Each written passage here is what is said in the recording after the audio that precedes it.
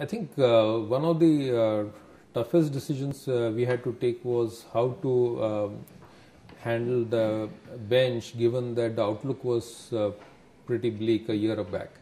And that was probably true for everybody, but we were in more difficult position because some of our businesses which were in the engineering side were looking especially troubled, where there was certain downturn and not that much clarity about when the upturn will come and by how much it will come. So that was a tough point, because this is the people who had made what Wipro is, and they have been with the company through thick and thin. They had kind of resisted the lure of high-paying jobs with captives and other people.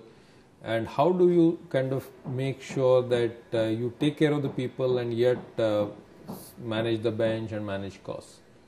So we came up with a scheme which kind of met both the goals. We said we'll not do layoffs. So that we kind of stuck to, so that, because we said it's a demand situation. It's not people have performed badly.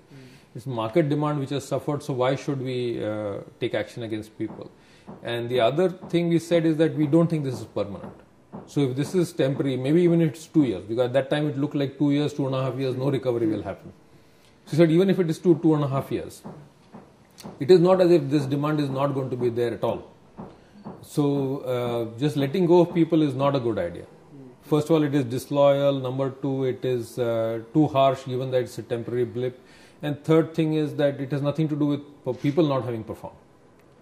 So we actually came up with some kind of a furlough type of scheme, where people could spend half the time retraining themselves and got paid half the compensation.